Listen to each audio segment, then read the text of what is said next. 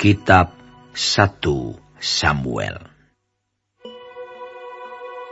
Ada seorang laki-laki dari Ramataim Sofim, dari pegunungan Efraim, namanya Elkana bin Yeroham bin Elihu bin Tohu bin Suf, seorang Efraim.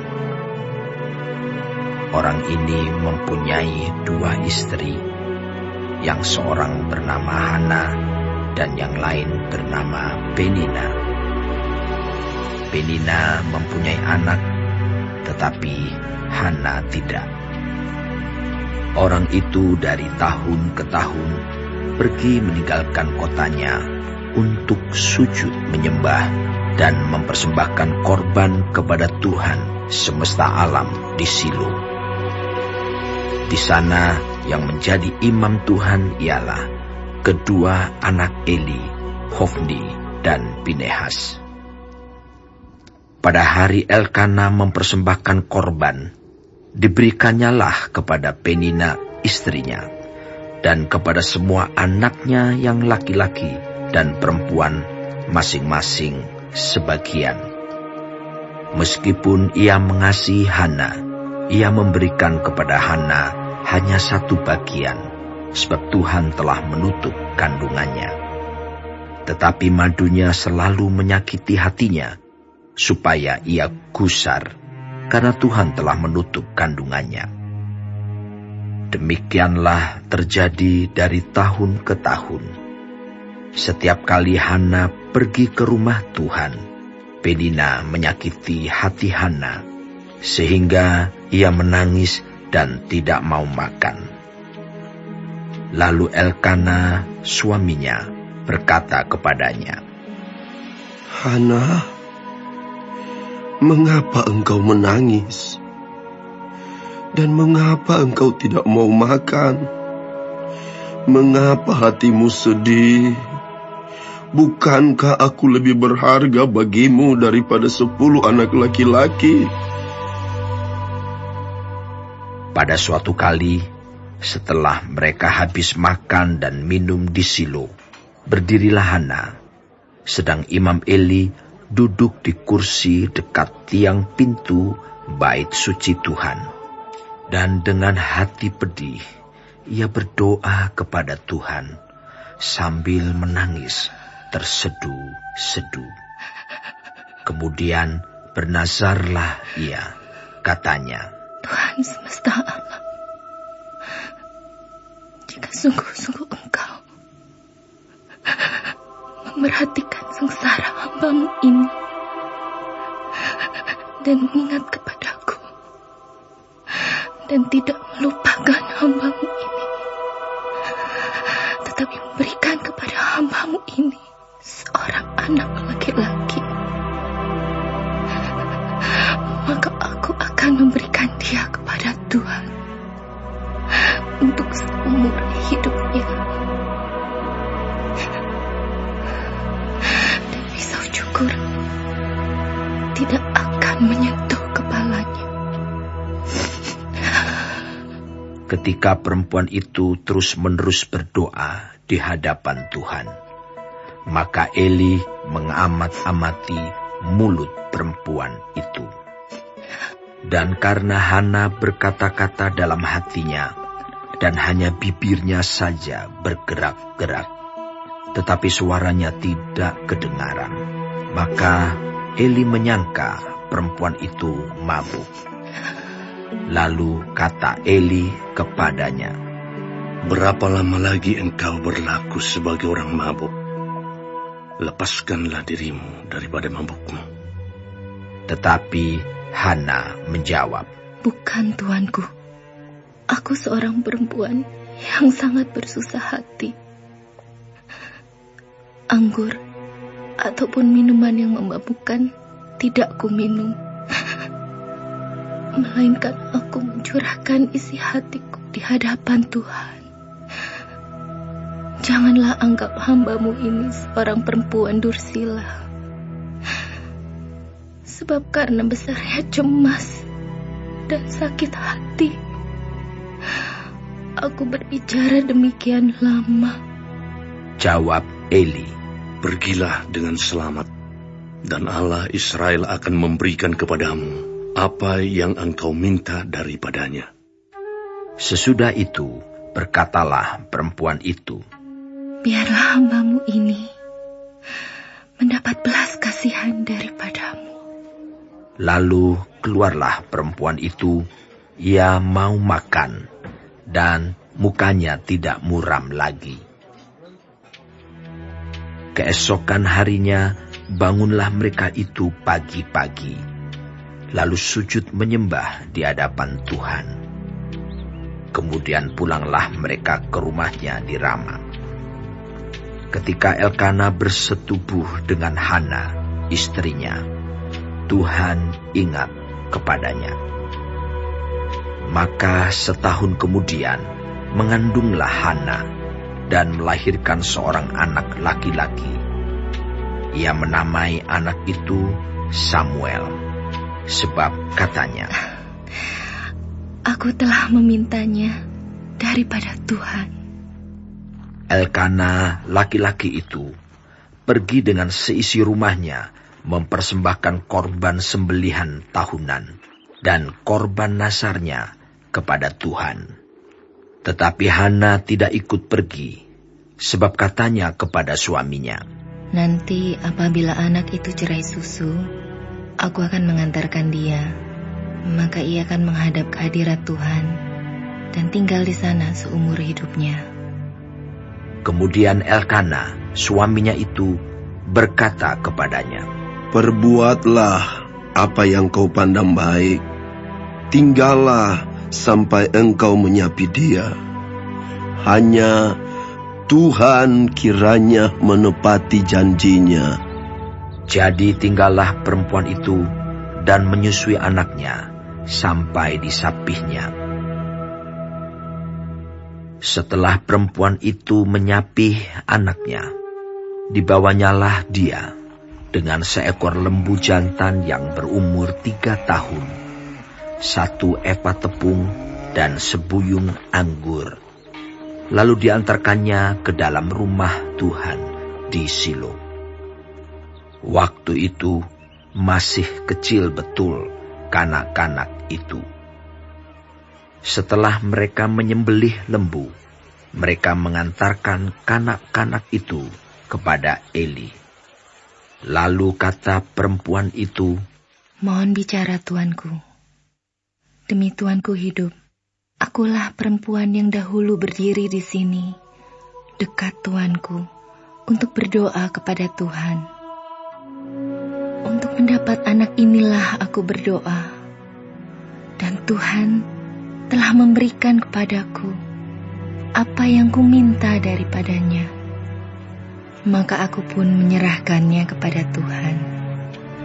Seumur hidup, terserahlah ia kiranya kepada Tuhan. lalu sujudlah mereka di sana, menyembah kepada Tuhan.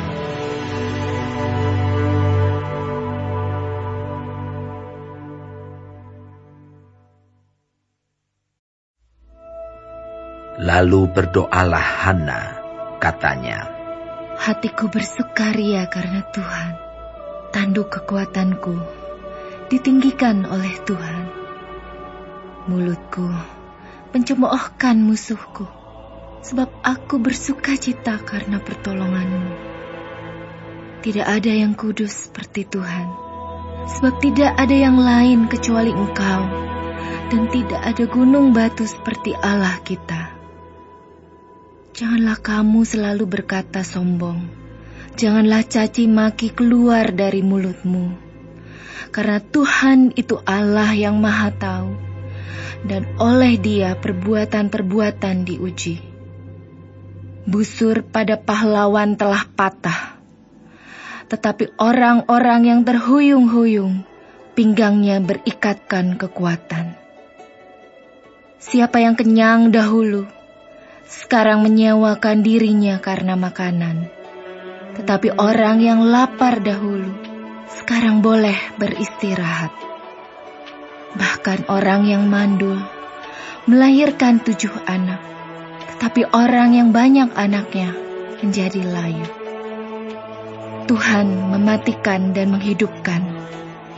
Ia menurunkan ke dalam dunia orang mati dan mengangkat dari sana. Tuhan membuat miskin dan membuat kaya. Ia merendahkan dan meninggikan juga. Ia menegakkan orang yang hina dari dalam debu dan mengangkat orang yang miskin dari lumpur, untuk mendudukkan dia bersama-sama dengan para bangsawan dan membuat dia memiliki kursi kehormatan. Sebab Tuhan mempunyai alas bumi, dan di atasnya Ia menaruh daratan.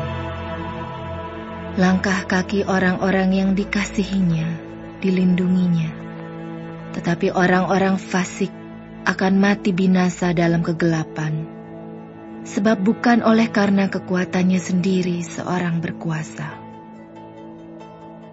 Orang yang berbantah dengan Tuhan akan dihancurkan. Atas mereka Ia mengguntur di langit. Tuhan mengadili bumi sampai ke ujung-ujungnya.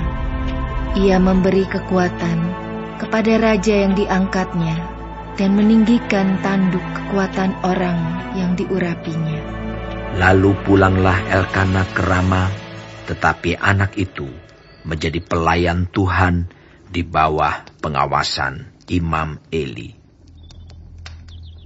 Adapun anak-anak lelaki Eli adalah orang-orang dursila. Mereka tidak mengindahkan Tuhan ataupun batas hak para imam terhadap bangsa itu. Setiap kali seseorang mempersembahkan korban sembelihan, sementara daging itu dimasak, datanglah bujang imam membawa garpu bergigi 3 di tangannya, dan dicucukkannya ke dalam bejana atau ke dalam kuali, atau ke dalam belanga, atau ke dalam periuk. Segala yang ditarik dengan garpu itu ke atas, diambil imam itu untuk dirinya sendiri. Demikianlah mereka memperlakukan semua orang Israel yang datang ke sana, ke Silo. Bahkan sebelum lemaknya dibakar, bujang imam itu datang, lalu berkata kepada orang yang mempersembahkan korban itu, "Berikanlah daging kepada imam untuk dipanggang, sebab ia tidak mau menerima daripadamu daging yang dimasak, hanya yang mentah saja." Apabila orang itu menjawabnya, "Bukankah lemak itu harus dibakar dahulu? Kemudian barulah ambil bagimu sesuka hatimu." maka berkatalah ia kepada orang itu, "Sekarang juga harus kau berikan. Kalau tidak, aku akan mengambilnya dengan kekerasan." Dengan demikian sangat besarlah dosa kedua orang muda itu di hadapan Tuhan, sebab mereka memandang rendah korban untuk Tuhan. Adapun Samuel menjadi pelayan di hadapan Tuhan. Ia masih anak-anak yang tubuhnya berlilitkan baju efod dari kain lenan.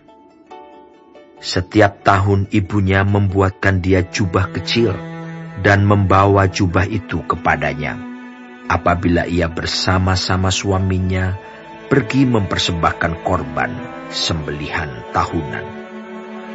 Lalu Eli memberkati Elkana dan istrinya. Katanya, "Tuhan kiranya memberikan keturunan kepadamu dari perempuan ini, pengganti yang telah diserahkannya kepada Tuhan." Sesudah itu pulanglah mereka ke tempat kediamannya. Dan Tuhan mengindahkan Hana, sehingga dia mengandung dan melahirkan 3 anak laki-laki dan 2 anak perempuan lagi. Sementara itu makin besarlah Samuel yang muda itu di hadapan Tuhan.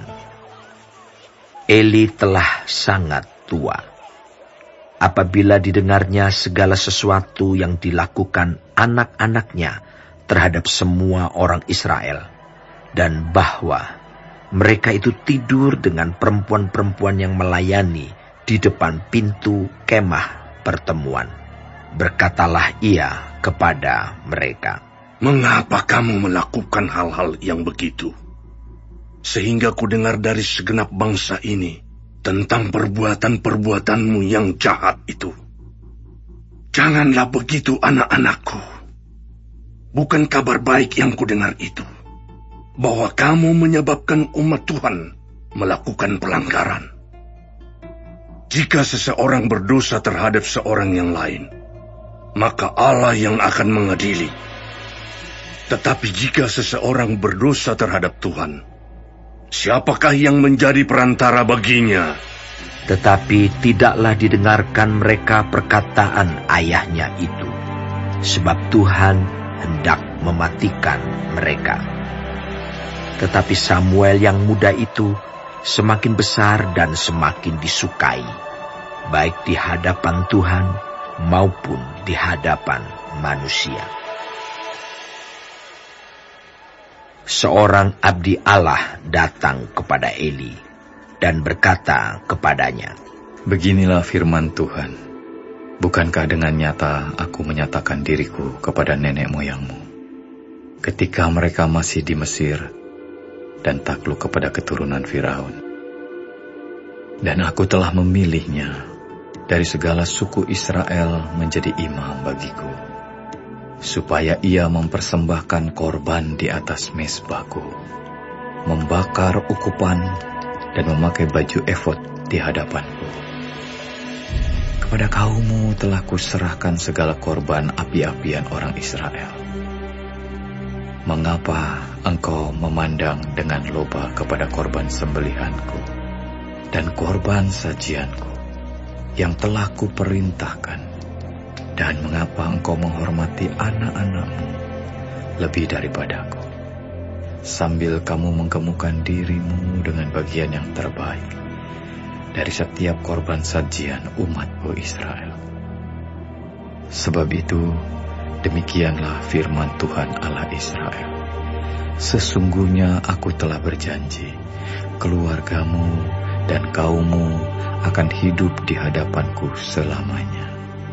Tetapi sekarang, demikianlah firman Tuhan, jauhlah hal itu daripadaku, sebab siapa yang menghormati aku akan kuhormati, tetapi siapa yang menghina aku akan dipandang rendah.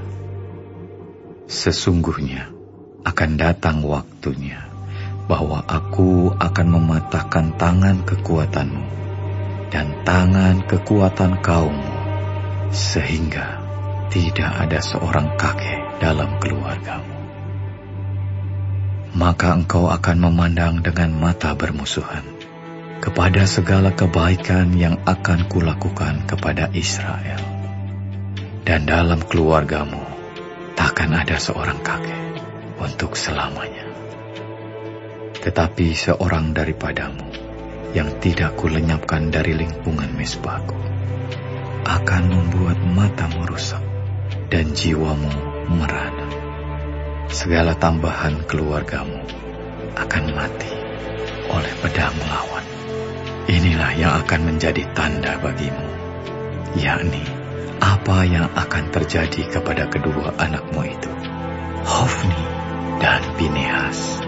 Pada hari yang sama, keduanya akan mati. Dan aku akan mengangkat bagiku seorang imam kepercayaan yang berlaku sesuai dengan hatiku dan jiwaku. Dan aku akan membangunkan baginya keturunan yang teguh setia, sehingga ia selalu hidup. di hadapan orang yang kuurapi. Kemudian, siapa yang masih tinggal hidup dari keturunanmu akan datang sujud menyembah kepadanya, meminta sekeping uang perak atau sepotong roti, dan akan berkata, tempatkanlah kiranya aku dalam salah satu golongan imam itu, supaya aku dapat makan sekerat roti.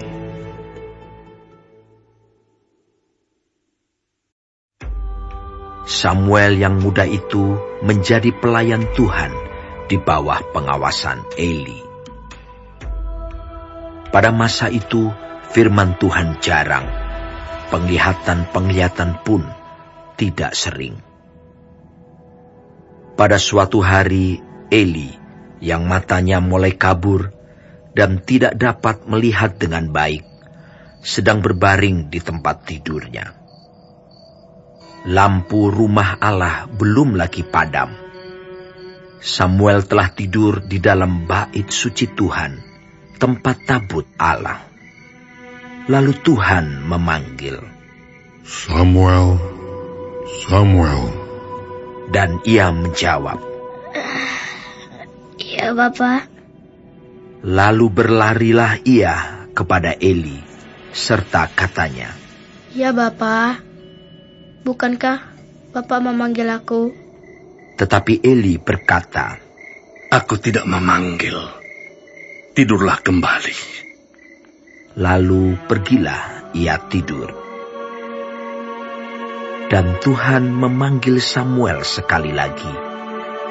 Samuel pun bangunlah, lalu pergi mendapatkan Eli serta berkata, Iya, Bapa. Bukankah Bapak memanggil aku? Tetapi Eli berkata, Aku tidak memanggil, anakku. Tidurlah kembali. Samuel belum mengenal Tuhan. Firman Tuhan belum pernah dinyatakan kepadanya. Dan Tuhan memanggil Samuel sekali lagi untuk ketiga kalinya. Ia pun bangunlah, lalu pergi mendapatkan Eli serta katanya, Ya, Bapa. Bukankah Bapak memanggil aku? Lalu mengertilah Eli bahwa Tuhanlah yang memanggil anak itu. Sebab itu berkatalah Eli kepada Samuel, Pergilah tidur, dan apabila ia memanggil engkau, katakanlah, Berbicaralah Tuhan, sebab hambamu ini mendengar. Maka pergilah Samuel dan tidurlah ia di tempat tidurnya. Lalu datanglah Tuhan, berdiri di sana dan memanggil seperti yang sudah-sudah, Samuel, Samuel. Dan Samuel menjawab, Berbicaralah, sebab hambamu ini mendengar.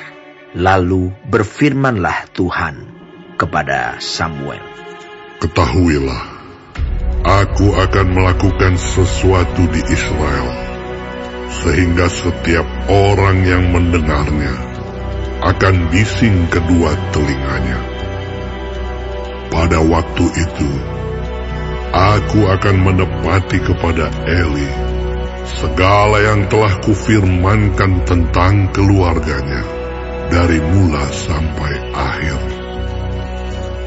Sebab telah kuberitahukan kepadanya bahwa aku akan menghukum keluarganya untuk selamanya, karena dosa yang telah diketahuinya, yakni bahwa anak-anaknya telah menghujat Allah, tetapi ia tidak memarahi mereka. Sebab itu aku telah bersumpah kepada keluarga Eli, bahwa dosa keluarga Eli takkan dihapuskan dengan korban sembelihan atau dengan korban sajian untuk selamanya. Samuel tidur sampai pagi. Kemudian dibukanya pintu rumah Tuhan. Samuel segan memberitahukan penglihatan itu kepada Eli. Tetapi Eli memanggil Samuel, katanya, Samuel, anakku. Jawab Samuel, Iya, Bapa. Kata Eli, apakah yang disampaikannya kepadamu? Janganlah kau sembunyikan kepadaku. Kiranya beginilah Allah menghukum engkau. Bahkan lebih lagi daripada itu, jika engkau menyembunyikan sepatah kata pun kepadaku dari apa yang disampaikannya kepadamu itu. Lalu Samuel memberitahukan semuanya itu kepadanya dengan tidak menyembunyikan sesuatu pun. Kemudian Eli berkata, "Dia Tuhan, biarlah diperbuatnya apa yang dipandangnya baik." Dan Samuel makin besar dan Tuhan menyertai dia. Dan tidak ada satupun dari firman-Nya itu yang dibiarkannya gugur. Maka tahulah seluruh Israel, dari Dan sampai Berseba, bahwa kepada Samuel telah dipercayakan jabatan Nabi Tuhan. Dan Tuhan selanjutnya menampakkan diri di Silo, sebab Ia menyatakan diri di Silo kepada Samuel dengan perantaraan firman-Nya.